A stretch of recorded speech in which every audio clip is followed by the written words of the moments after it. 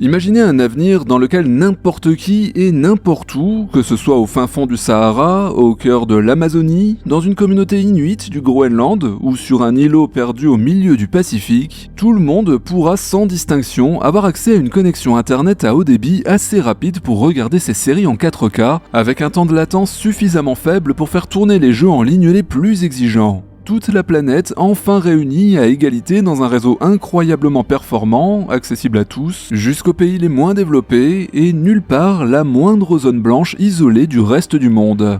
Voilà résumé la promesse des méga-constellations Starlink de SpaceX, Kuiper d'Amazon, OneWeb, mais aussi leurs concurrents chinois de Guowang et Qianfan, ou européens d'Iris. La déferlante du web haut débit par satellite ne fait clairement que commencer, et très bientôt plus personne ne pourra prétendre vivre hors réseau.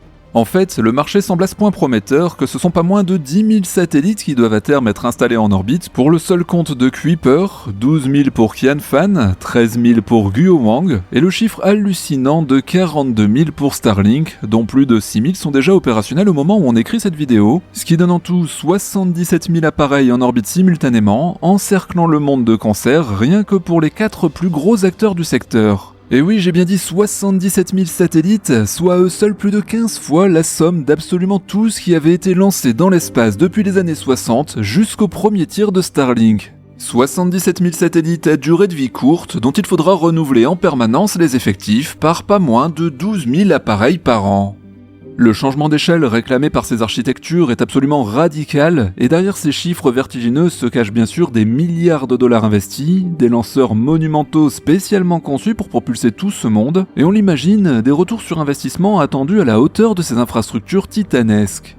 On peut, à juste titre, s'extasier devant la prouesse technologique que représente la production, le lancement et la gestion opérationnelle d'une telle flotte, mais malheureusement, il serait aussi malhonnête de ne pas inclure dans le tableau ce que messieurs Musk et Bezos s'empressent de ne pas vous dire au sujet de leur nouveau bébé, ce qu'ils cachent sous le tapis et ce qu'ils préféraient qu'on oublie au moment de chanter leurs louanges, à savoir que leurs méga-constellations sont pour l'humanité de monumentales bombes à retardement.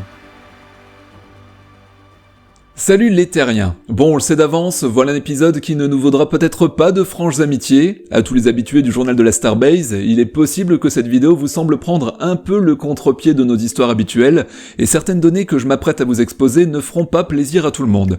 J'en ai conscience, mais il serait aussi malhonnête de nous voiler la face sur les conséquences de ce domaine qui nous passionne tous sur le journal de l'espace. Donc, prendre garde à ne pas froisser les sentiments de quelques-uns, et faire correctement mon travail de vulgarisation sans œillère, en vous exposant factuellement la face cachée de leurs rêves, eh bien pour moi le choix est fait, la rigueur scientifique est la plus importante à mes yeux.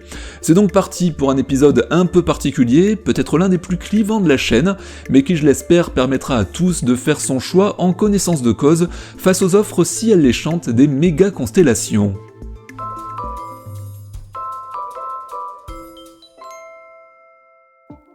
Voici la Terre il y a 20 000 ans. Nous sommes alors à la fin de la dernière ère glaciaire que notre planète ait connue. Un glacier continu recouvre tout le nord de l'Europe et la Scandinavie est noyée sous 3 km de glace. La Manche et la mer du Nord n'existent pas, le niveau des mers étant 120 mètres plus bas qu'aujourd'hui. Le climat dans ce qui reste du continent ressemble à celui de la Sibérie actuelle et la végétation n'y a pas grand chose à voir avec ce que vous connaissez aujourd'hui. Mais tenez-vous bien, tout ça est causé par une température moyenne à la surface du globe inférieure d'environ 5 degrés à celle d'aujourd'hui.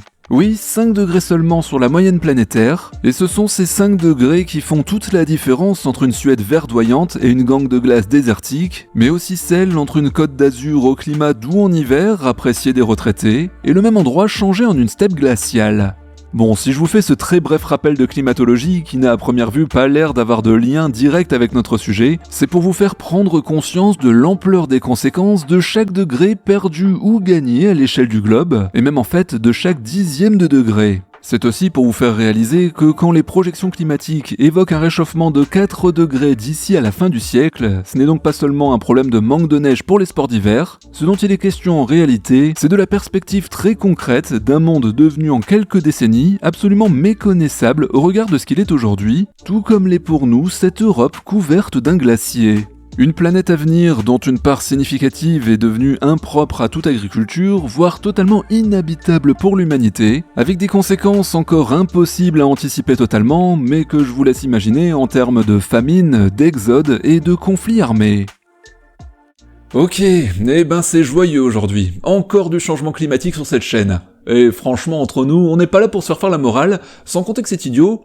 L'impact du spatial est ridicule par rapport à n'importe quel autre domaine, c'est même pas du centième de %. Honnêtement, ce sont pas 100 ou 200 fusées par an qui changent quoi que ce soit face aux milliers d'avions et aux millions de voitures qui se déplacent quotidiennement. Alors lâchez-nous un peu les pompes les écolos, hein. Ça vous parle ça, non ? En tout cas, les terriens, c'était exactement mon avis avant de découvrir les chiffres que je vais partager avec vous aujourd'hui. J'en profite d'ailleurs pour vous préciser que ces chiffres, ces connaissances que je vais vous transmettre, ils ont été analysés et étudiés par l'association Aérodécarbo, composée de bénévoles, professionnels, mais surtout de passionnés d'aéronautique et d'espace, qui mènent une réflexion continue sur les enjeux de ces secteurs dans le contexte du changement climatique, de l'épuisement des ressources fossiles et des limites planétaires en général. Je remercie donc Aérodécarbo pour leur soutien et leur relecture du sujet d'aujourd'hui. Ah au fait, pour mettre les choses au clair d'entrée de jeu, à tous ceux qui ont réussi à se faire convaincre au choix que le réchauffement climatique n'existe pas, qu'il n'est pas lié à l'activité humaine, ou qu'il n'est pas un problème puisque c'est plutôt sympa quand il fait chaud, tout ce qui suit risque de ne pas vous parler beaucoup. Et l'objectif premier de cet épisode n'est pas de vous faire changer d'avis sur ce point, il n'y a pas le temps pour ça. Ceci dit, je vous encourage tout de même à faire preuve de curiosité, et même si tout ça n'a l'air que d'une fumisterie à vos yeux, restez donc jusqu'au bout, ça ne fait jamais de mal d'avoir de quoi alimenter ces réflexions, non ? Ah oui, et j'oubliais, surtout restez polis dans les commentaires, merci les terriens. Voici une fusée Falcon 9 de chez SpaceX. Elle décolle du centre spatial Kennedy et s'apprête à mettre d'un coup en orbite une fournée de 23 satellites Starlink. En passant, pourquoi faut-il autant de satellites pour constituer une constellation d'internet à haut débit ? C'est une question à laquelle on a répondu dans un précédent épisode. N'hésitez donc pas à y faire un tour si vous ne l'avez pas encore vu. Toujours est-il que pour gagner l'espace, ces moteurs Merlin brûlent du kérosène, exactement comme les avions de ligne. Ces réservoirs contiennent au lancement environ 400 tonnes d'ergol, y compris l'oxygène nécessaire à la combustion, qui produiront en quelques minutes environ 300 tonnes de dioxyde de carbone et 100 tonnes d'eau, une quantité qui en ordre de grandeur correspond à la louche à un aller-retour d'avions de ligne entre Paris et New York. Bon ok, mais des avions qui parcourent le monde, il y en a des dizaines de milliers chaque jour alors qu'on lance à peine 200 fusées par an. En proportion, ça paraît donc totalement négligeable, et ça l'est. Pour être précis, quand l'aviation représente environ 2,5% des émissions de CO2 annuelles, les lancements de fusées pèseraient eux pour à peine un 10 millième de %, selon le chiffre partagé par l'un des derniers articles du journal Le Monde sur le sujet. Alors où est le problème, vous allez me dire ? Eh bien il n'est pas là. Les émissions de CO2 d'une fusée ne sont que le chiffon rouge qu'on nous agite devant les yeux pour ne pas voir le reste du tableau. Mais pour comprendre où se trouve réellement le souci et qui est le vrai méchant de l'histoire, il va falloir élargir un petit peu l'image, à la fois dans l'espace et dans le temps. Car le cycle de vie d'une fusée ne se limite pas à ces quelques secondes où on la voit quitter la Terre, et ce qu'elle rejette de problématiques dans l'atmosphère ne se limite pas au dioxyde de carbone dans la basse atmosphère comme le font les avions. Mais si vous le voulez bien, commençons par le premier point. Évidemment, avant de se retrouver sur le pas de tir du Kennedy Space Center, notre fusée n'a pas été cueillie dans un arbre. Même encore vide de tout carburant, elle est constituée de milliers de pièces mécaniques, de toutes sortes de composants d'électronique de pointe, et surtout des dizaines de tonnes d'aluminium de ses réservoirs. Toutes les matières premières nécessaires à sa construction ont donc été extraites dans des mines, principalement de métaux, puis transformées dans différentes usines réparties sur la planète entière, transportées, retransformées, assemblées selon des procédés conçus par des milliers d'ingénieurs travaillant toute la journée dans des bureaux climatisés, sur des data centers gourmands en électricité. Et si je vous dresse un tableau aussi large, ce n'est pas pour tomber dans la caricature, je vous le promets, mais un petit peu de patience car ce n'est pas encore terminé. Une fois acheminé sur place, on fait le plein de sa centaine de tonnes de kérosène, lui-même extrait selon des procédés industriels polluants d'un pétrole pompé d'une manière ou d'une autre de la croûte terrestre, probablement à des milliers de kilomètres de là, et transporté par supertankers, camions, etc. Et de ces 300 tonnes d'oxygène, produit par extraction de l'air selon des procédés énergivores, comme la distillation fractionnée d'air liquide. Bon, je ne vous parle même pas de la construction du pas de tir et de ses mètres cubes de béton et d'acier. Bref, tout ça pour mettre en évidence qu'avant le compte à rebours, ils s'en sont passés des choses. Et l'histoire n'est même pas totalement finie, car une fois nos 60 satellites arrivés en fin de vie, environ 6 ans après leur lancement, ils replongeront un à un dans l'atmosphère, relâchant chacun au passage une centaine de kilos d'oxyde d'aluminium dans l'air ambiant, avec des conséquences potentiellement désastreuses sur la couche d'ozone, mais qu'on va laisser de côté pour cette fois pour nous concentrer sur les effets climatiques. Une fois additionnées toutes les étapes de cet incroyable parcours industriel, le tableau commence déjà à changer un peu d'allure. Alors je ne connais pas le bilan exact pour une fusée Falcon 9, SpaceX étant plutôt timide sur la question. Par contre, pour sa concurrente européenne Ariane 6, d'un tonnage assez similaire, un lancement de fusée représenterait un total d'environ 20 000 tonnes de CO2, une fois inclus l'ensemble du cycle de vie de la fusée. Et d'un coup, nous voilà déjà très loin au-delà des effets dus à la seule combustion des ergols, qui ne représentaient en réalité qu'un peu plus d'1% seulement de la facture complète. Juste à titre de comparaison, l'émission annuelle d'un Français moyen est de 9 tonnes, et le chiffre à atteindre pour respecter la neutralité voulue par les accords de Paris est de 2 tonnes par personne et par an. Donc à ce compte, une seule fusée tirée, c'est déjà l'équivalent de 10 000 de ces Français pendant un an. Et malheureusement, le tableau est encore très loin d'être complet car le CO2 n'est pas le seul composé à être émis par un lancement de fusée, et il est loin d'être le plus lourd de conséquences en termes de changement climatique.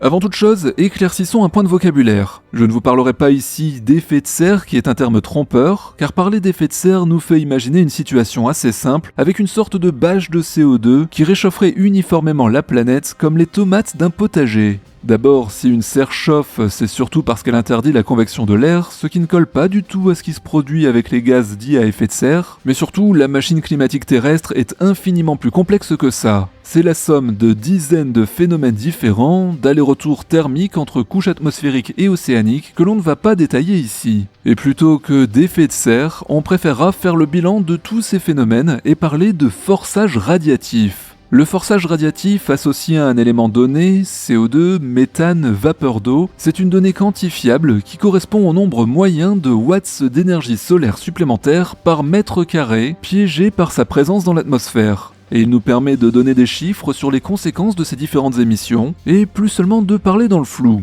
Vous l'aurez remarqué, le forçage radiatif dû au CO2 est celui dont il est le plus souvent question dans les médias, tout simplement parce qu'il est le plus massivement produit par l'activité humaine. Et on a du coup en plus tendance à ramener tous les autres à un équivalent CO2 pour en faire le bilan carbone. Mais cela n'aide pas à réaliser qu'il y a bien d'autres produits qui ont des effets tout aussi puissants, voire bien plus que le CO2. Juste pour rappel, il y a quelques semaines, on évoquait déjà les conséquences des traînées de condensation à l'arrière des avions, presque aussi problématiques que le CO2 de ces moteurs. Eh bien pour les fusées, c'est un petit peu pareil, mais en bien plus grave. Je m'explique. Un avion évolue dans les basses couches de l'atmosphère autour des 10 km d'altitude, ce qui correspond au sommet des plus hauts nuages.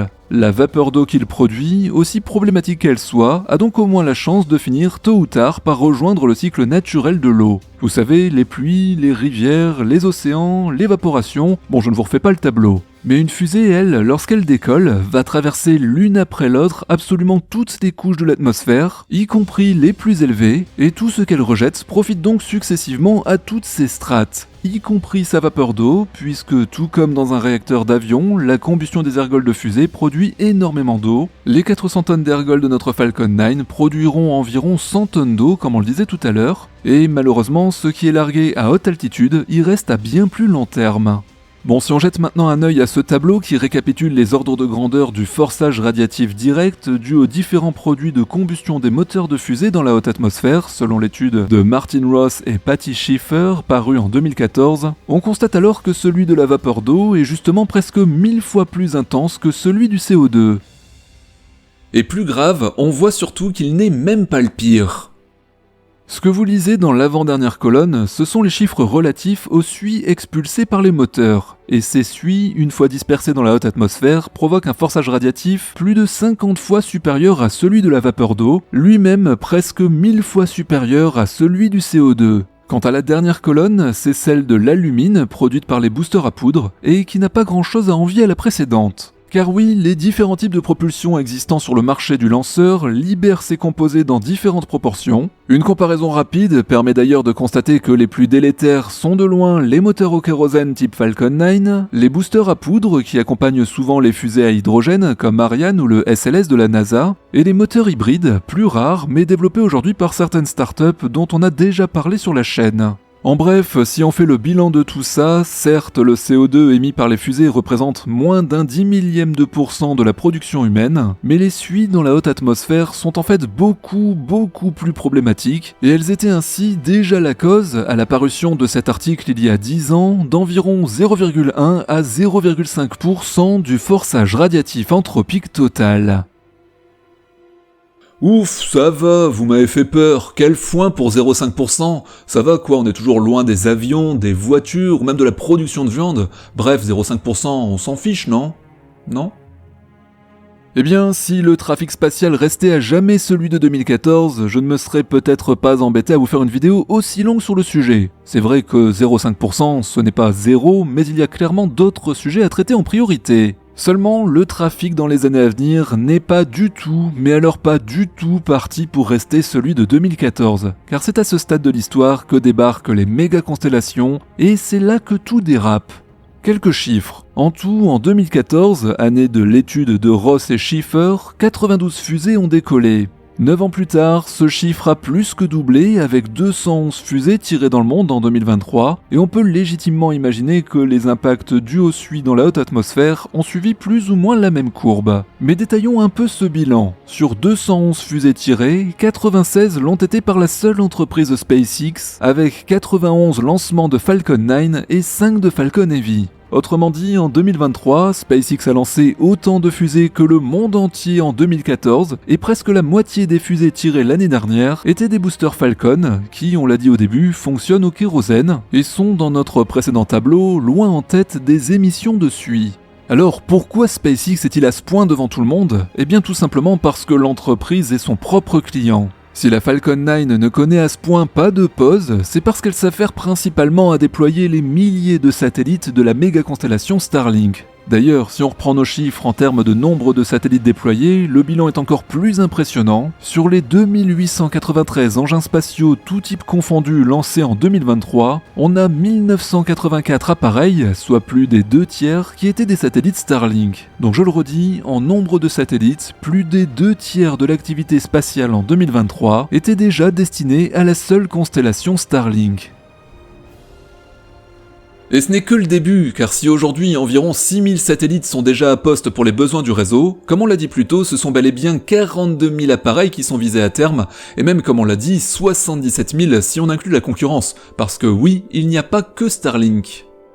Mais là où s'affiche franchement le vertige, c'est quand on prend en compte le fait que ces satellites volent à basse altitude pour de meilleures performances et ne sont pas pensés comme des engins durables. Leur durée de vie opérationnelle est de 5 à 6 ans seulement avant de céder au frottement atmosphérique et de brûler dans un dernier grand plongeon vers la Terre. Et 5 à 6 ans pour un satellite, c'est ridiculement peu. Ces appareils high-tech sont donc littéralement les Kleenex de l'espace, pensés à être produits et jetés à la chaîne. Un turnover spatial intense qui permet, et c'est tout l'avantage, de leur prévoir au fil de l'eau des générations V2, V3, V4 à tour de bras pour rester au top vis-à-vis de la concurrence. Mais du coup, faisons un très rapide calcul, 77 000 satellites avec une durée de vie de 6 ans, ce sont 12 000 satellites entre Starlink, Kuiper et autres Guohang qui seront à remplacer chaque année à grand renfort de tirs de fusée, soit à eux seuls presque 100 fois l'intégralité du trafic de 2014. Pour rappel, avant l'avènement des méga-constellations, l'humanité en avait à peine lancé 9000 en un demi-siècle, et on doit maintenant passer à 12 000 par an. 12 000 satellites qui brûleront bien sûr chaque année dans la haute atmosphère, avec les conséquences sur la couche d'ozone qu'on évoquait rapidement au début de la vidéo, et les effets encore peu connus de tous ces métaux désintégrés dans la haute atmosphère. Et là on va pas se mentir, les 0,5% de tout à l'heure qui ne paraissaient pas si problématiques commencent à faire un peu la tronche, parce que même avec des tirs groupés, les méga-constellations deviennent d'un coup possiblement à elles seules un problème climatique équivalent voire supérieur à l'aviation tout entière, voire bien pire. Et si je reste prudent et que j'utilise le mot possiblement, c'est uniquement parce que l'on manque encore cruellement d'études permettant de chiffrer précisément le problème, mais pas un instant que l'on doute de son existence. Évidemment, il n'est pas vraiment dans l'intérêt de SpaceX ou d'Amazon de financer eux-mêmes des études mettant en valeur les dégâts causés par leurs propres activités, et le problème pour les quelques scientifiques à se pencher sérieusement sur le sujet reste la collecte de données significatives. On ne connaît par exemple pas encore les effets à attendre de la propulsion au méthane du Starship en termes de suie en haute altitude. C'est la première fusée de cette taille et dotée de ce type de propulsion à voler, et SpaceX ne partage évidemment rien des données techniques précises de ses moteurs, le secret industriel prévalant encore et toujours sur l'intérêt commun. Impossible de même pour les chercheurs de réaliser des mesures in situ sur un pas de tir. Pourtant, si le Starship est amené à voler plusieurs fois par semaine, voire par jour comme le prétend l'entreprise, il serait absolument fondamental de réaliser de véritables études d'impact sur le sujet, car brûler 1000 tonnes de méthane de façon quotidienne dans la haute atmosphère ne peut en aucun cas être considéré comme un processus industriel anodin. Alors il faut noter tout de même que la combustion du méthane produit moins de suie que celle du kérosène, mais elle en produit quand même, et ce lanceur décolle avec 10 fois plus d'ergols qu'une fusée Falcon 9, dont on a évoqué les effets plus tôt. Sans compter qu'il y a encore bien trop d'inconnus. Par exemple, vous n'aurez pas manqué de noter les panaches blancs qui entourent la fusée à chacun de ses tirs. Ces nuages, ce sont des ergols, donc de l'oxygène et du méthane non brûlés, qui s'échappent par les évents chargés de gérer les surpressions dans les réservoirs. Ils sont inévitables et font partie du processus normal d'un décollage.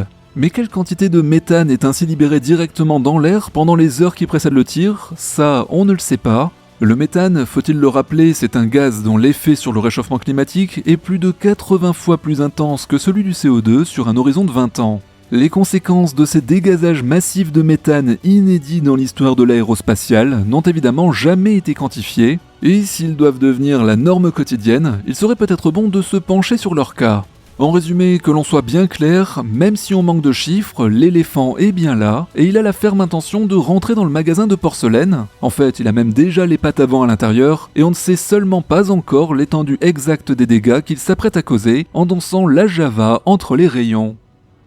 Un message en passant aux étudiants parmi nous qui hésitent sur leur domaine de spécialisation, on manque cruellement de chercheurs sur le sujet. Très peu d'études aujourd'hui ont été publiées sur les effets des fusées sur la haute atmosphère, tout simplement parce que peu de monde s'est encore attelé à soulever ce lièvre, et presque tout est encore à faire pour faire connaître au public et aux industriels concernés les conséquences de leurs activités. En revanche, une chose est certaine, il va falloir faire des choix. Si la liberté de streamer en haute définition et de jouer à des jeux en ligne sur une île déserte peut effectivement avoir l'air pour un certain public alléchante sur le papier, il n'y a aucun doute qu'il est indispensable, sous peine de se conduire de façon basiquement égoïste et irresponsable, d'en étudier avant tout la balance bénéfice-risque. Dit autrement, y a-t-il réellement un bienfait indispensable à l'humanité dans le fait d'ajouter les méga-constellations à tous les réseaux déjà existants, à l'heure où la majorité des terres émergées sont déjà couvertes de réseaux 3, 4 ou 5G et autres fibres ou Wi-Fi? Les zones blanches restantes, faiblement habitées, sont-elles un argument suffisant pour compromettre notre haute atmosphère et lui ajouter une nouvelle source de forçage radiatif, comparable à celui du secteur aérien tout entier? À quelle proportion de l'humanité ce service apporterait-il un vrai soutien? Ces promoteurs ne manquent pas de pointer l'accès offert aux pays les moins développés, ce qui pourrait avoir l'air d'une boutade tant les tarifs raisonnables pour un Européen sont exorbitants pour la plupart des habitants de ces régions. La question se doit donc d'être posée en ces termes. Apporter un internet à haut débit à une minorité est-il à ce point un besoin vital qu'il mérite d'aggraver significativement la situation climatique de notre planète? Le secteur spatial connaît depuis quelques années une dynamique de croissance inédite, mais il serait une erreur de n'y voir, comme le font malheureusement certains de ses opposants, qu'une seule entité. Le spatial est multiple, on y trouve les missions scientifiques les plus riches que sont les télescopes spatiaux et autres sondes interplanétaires, qui nous ouvrent de nouvelles perspectives sur notre place dans l'univers. Ces missions-là représentent en passant moins d'une dizaine de tirs par an, mais on trouve aussi les moyens d'étude de la Terre, les satellites météo ou ceux qui scrutent les océans. Et puis il y a évidemment les moyens de télécommunication classiques, la télévision par satellite géostationnaire, mais aussi les applications militaires, sans oublier les vols habités, qui se divisent maintenant entre science et tourisme spatial. Et par-dessus tout ça, on vient de rajouter le tsunami des méga-constellations. Alors que les conséquences environnementales de la somme de ces activités deviennent critiques, il nous revient collectivement de questionner ces usages et juger de la légitimité de chacun au regard de son poids écologique. En clair, lesquelles de ces applications peut-on vraiment se permettre de conserver et lesquelles sont hors budget planétaire? Et cela signifie faire des choix. Alors, faut-il boycotter Starlink, Kuiper, Qianfan, Guowang, Iris, OneWeb et leurs équivalents? Ça, c'est une décision que personne ne peut prendre à votre place, mais maintenant que vous avez regardé cette vidéo jusqu'au bout, vous le ferez au moins en sachant quel type de conséquences pour le monde aurait votre abonnement. Voilà les terriens. Bon, il y aura encore beaucoup à dire sur les effets dévastateurs des méga-constellations. On n'a même pas encore pris le temps ici d'aborder ni leurs conséquences en termes de débris spatiaux, donc la poubelle qui est en train de devenir l'orbite basse de notre planète. On n'a pas parlé non plus de la privatisation de l'orbite terrestre qui sera saturée de satellites, ni sur l'observation du ciel pour les astronomes, mais ne vous en faites pas pour ceux que ça intéresse, il y aura des épisodes là-dessus aussi. L'espace, notre domaine de prédilection, a toujours été au cœur d'une dualité. Les mêmes missiles servaient autrefois à propulser d'un côté les missions habitées qui faisaient rêver le public, et de l'autre les têtes nucléaires prêtes à rayer des villes de la carte. Ceci dit, il est peut-être temps que nous, le grand public, commencions à avoir notre mot à dire sur l'usage qui en est fait, alors même que les développements de ces projets pharaoniques se font aujourd'hui quasiment en dehors de tout contrôle démocratique national ou international. Nous voilà en tout cas arrivés au bout de cet épisode un peu spécial, avec une visée sans doute un peu moins culture générale, mais un peu plus intérêt général. Bien que de la culture, il y en avait quand même pas mal dans cette vidéo, je suis certain de vous avoir appris plein de choses.